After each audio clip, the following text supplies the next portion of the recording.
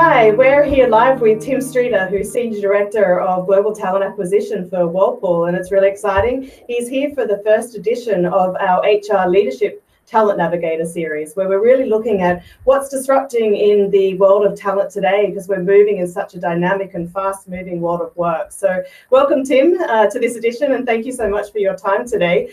So one of the ways, I guess, that we're seeing is to really empower your workforce and drive organizations forward is to empower talent through technology, such as automation and AI.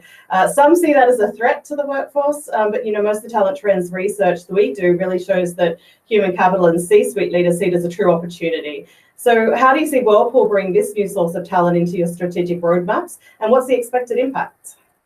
Yeah, so it's critical from my perspective, certainly in the camp that it's an opportunity, not a threat. But if I think about from a talent acquisition perspective specifically, and I think about the opportunities for technology broadly and AI specifically to change how we execute the process, I see three big areas. So on the front end, job matching, which I'll talk about a bit more. In the assessment perspective, behavioral assessment is massive, and I'll spend a couple minutes on that. And video interviewing, I think, is another low-hanging fruit that can drive a lot of efficiency across the process. So across all those, what I would say is when we talk about making investments in technology or anything really in talent acquisition, we always look at it in the dimensions of delivery, which is really speed to deliver the resource, quality, value, candidate experience, and diversity and inclusion. And so if I think about the first piece, job matching, basically what you're talking about is tapping into resources that already exist in a more efficient way.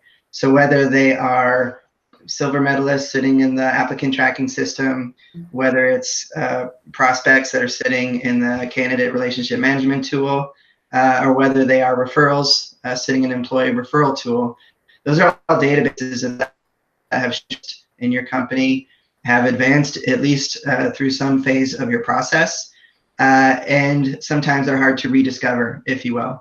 And so these auto matching tools, there's different ones out there, but these tools that essentially look at what are your open positions at the moment, who are the people you already have, and really match and push those in a sophisticated way, not in kind of the old school way of how many times does SAP appear on the CV, but really looking at all the characteristics of the CV, and learning as you give it more and more matches.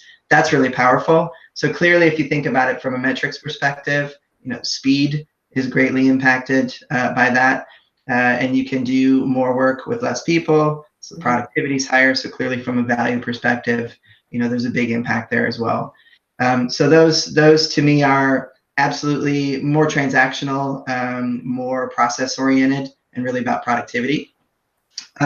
The behavioral assessment is one that really excites me because it's one of the few investment opportunities where it really touches all of the success measures. Usually a good investment touches 2 or 3. But when we talk about behavioral assessment, the opportunity to really look at each job category, look at each job category in a company and to index against your high performers in those populations and create a customized assessment that's not just what does a good sales manager look like, but what does a good sales manager at Whirlpool look like?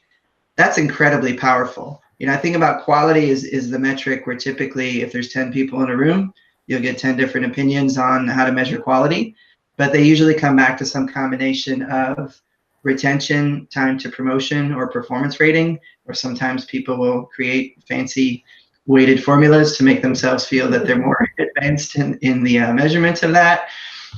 But however you do that, what I find consistently is despite business leaders and hiring managers' inability to articulate in a job description exactly what they're looking for, they can always tell you a person. So if you could just hire 10 people like Susan, I would be incredibly happy, incredibly successful in my part of the business. And so that's essentially what you're doing with this process is you're indexing on the Susans of the world in their part of the business, in that company. So to me, it's really the first thing that really gets at quality in an intelligent way and kind of takes the opinion out of it. And if we're indexing against that, assessing against that, and we have more people that are matched to that, it's going to be higher quality. And the other piece, clearly, from a experience perspective, there's some things that are quite interesting about that, in that they no longer necessarily have a pass-fail experience. It may be you're not a great match for this, however, you're a good match for this. You could even apply that same concept across companies, and maybe you're not a great fit for any of our roles, but there's 5 other companies we partner with, and we share resources, and you're actually a good fit here. So that's a very different candidate experience. And from a diversity perspective, it doesn't care. You know, the example I use, because I live in Michigan, it doesn't care if you went to Michigan or Michigan State or a small school like Kalamazoo College. It doesn't care. It cares if you have the behavioral characteristics of our high performers. So from a diversity and inclusion perspective, it gives you a much broader talent pool, and it really gives you greater access to more talent that's not efficient to find the way we do it today. So to me, that's absolutely massive, and we're spending a lot of our time focusing in that area to get all of those impacts. From a video interviewing perspective, to me, this is more about efficiency. So it's also kind of the hiring manager experience as well, but certainly candidate experience. And from a speed perspective, if we think about what we've had in the past and kind of combining the previous pieces, in the past, we might have had a process where we had 6 or 7 lightly screened candidates that we pass on to a hiring manager. And that hiring manager may or may not be great at interviewing. So what typically happens is they conduct an interview. They're not sure if the person should pass or fail, so they hand them off to another person. There ends up being 2 or 3 interviews at that stage because no one's really sure. And each one has to get scheduled and wait for the hiring manager to be available, etc. So when you take that out of the equation and you say, look, all 3 of those people are asking basically the same 3 or 4 questions. And if you already have the behavioral assessment component before then, that's input to that discussion. It's not something they're probing on. It really changes the whole dynamic of what that interview is. And now instead of giving them 7 lightly screened candidates, you're giving them 2 candidates that you know are great fits. And it's more about their preference, their sell, their fit with their team specifically. So it really changes the whole dynamic of that part of the process. So I think those are 3 examples. Of course, there's more, but those are 3 that we're focused on heavily at Whirlpool that I expect to have a significant impact across our success measures. And when you listen to that, Tim, it's, like you said, it's all around the speed of access to quality talent at a time, and a lot of other candidate experience. And I think ultimately when you add it all together, also the hiring manager experience, because at the end of the day, if you bring it all together and you're combining, technology with, very strong talent advisory, you're able to get the talent into the business faster. And I think that means that as an organization, you're growing with the demands of the business. So I can really hear that in the technology activities that you're investing in. Absolutely. And anyone in talent acquisition knows that if you have happy hiring managers, life is much easier. Technology can be seen as a double-edged sword. So our research shows us that a lot of human capital leaders think that their competitors are outspending them on talent innovation, which over time, I guess, can level the playing field. How are you making sure that you're making the appropriate levels of recruitment investments to stay ahead in this war for talent? Yeah, good question. So this is one I encounter often, particularly in some of the external networks I participate in, where there's other people with my role at other large companies. And it's always a challenge, is there's 100 things we want to do and maybe money for a few of them. So certainly prioritization is an aspect. But one thing I've emphasized in those discussions, and I've always been a bit surprised, there's always some people that are already doing this, but there's a much bigger population of people that are not. So it always surprises me a bit. But basically, if there's one thing I learned in my time at Accenture, is that every year you're going to be expected to be more efficient. So whether that's covering the cost of living increases of the payroll adjustments so that everything's net neutral, or whether there's challenges internally and some part of the business underperformed and we need to make up for it, and this year it needs to be 7% less, whatever it is, you're always going to have to be more cost efficient next year than you are this year. That's just table stakes. So in that environment, if you also want to make a big investment, say, for example, this year at Whirlpool, wanted to invest in an employee referral tool. So to do that, from experience, I know I'm not going to be able to go to my chief HR officer and say, hey, I'd like to invest a good size of money into this tool, and here's the business case for it. They'll listen to it. They'll say, oh, that's great, makes sense, but we don't have the money right now.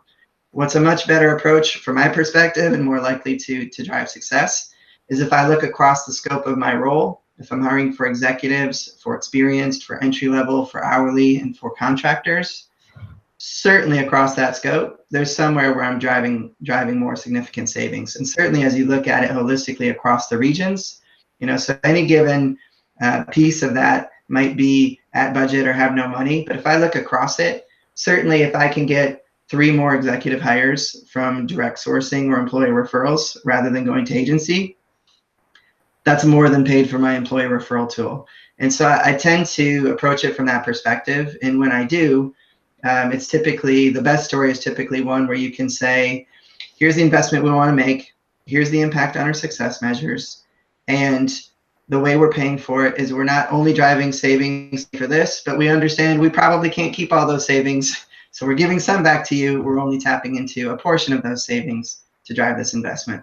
So I do feel that's always an option. When people say, oh, we don't have budget, I always challenge that thinking and say, there's always money to invest in something. If it's important, if it's impactful, you can always shift existing investments or create savings to make it happen. So it's just a matter, if it's important, find a way to get it done. So Tim, people analytics are more powerful than ever before, and employers really have a lot of data at their fingertips to help them execute on better workforce planning. How do you think human capital leaders can really optimize the use of this data to an advantage? And what is Whirlpool doing to leverage these capabilities? Because many organizations still struggle with this today, and I'm sure there's many things that you're looking at. Yeah, I think there's a wide range if you think about where companies are today in terms of how much data they have access to, historical and current, as well as what capabilities they have internally to leverage that data and really draw insights from it. I think you'll see extremes from companies that are data rich and insight rich, all the way down to data poor and insight poor, and everything in between. And so, fortunately, from my perspective, I've kind of been in a few different places in that range. But if I think about where we are at Whirlpool, there's some exciting real opportunities. So data is great, but I find a lot of people struggle what to do with it. And so to me, when a real world business problem is driving data analytics, that's going to drive a good outcome. When data analytics is looking for a problem to solve, that typically is less successful.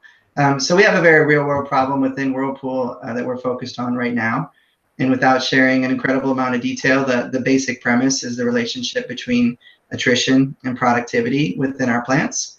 And so we know there's a relationship there, but we know that productivity is impacted by so many other variables besides the quality of the hires that we're bringing and besides the retention. So it's essentially a multivariable analysis, which is right in the wheelhouse of the data analytics team and usually intimidating to most everyone who's not on the data analytics team. So that's a great example of something where we are looking at all the data that we do have. We know what problem we're trying to solve. And we're confident that when we know at least more or less what that relationship is, even if it's not precise, we can make very intentional decisions about our mix of hourly and temp workforce across all the plants. And when we run there, it's in the order of magnitude of tens of millions of dollars in terms of labor cost optimization. So I think that's, from my perspective, if you're able to focus the analytics on the problem, that's always going to drive a better result than looking for a problem. So thank you so much for your time today, Tim. That wraps up all the questions that we had for you. Is there any one last piece of advice you'd love to share with other heads of talent acquisitions that are facing the same level of global complexity you are in a pretty disruptive market that we have to face when it comes to talent? So honestly, what I would share here is something simple, but something that took a long time for me to learn personally, which is as you're attacking all these problems and you're engaging all the different parts of the business and you're leveraging all your experiences and you're thinking about all the variables and competing priorities, sometimes you forget to have fun. That would be my reminder to everyone else, is if you're not having fun doing it, then reassess how you're doing it and make sure that you're enjoying it along the way. I think when that happens, it's much easier to drive the outcomes that you're looking for and develop the partnerships and relationships that you need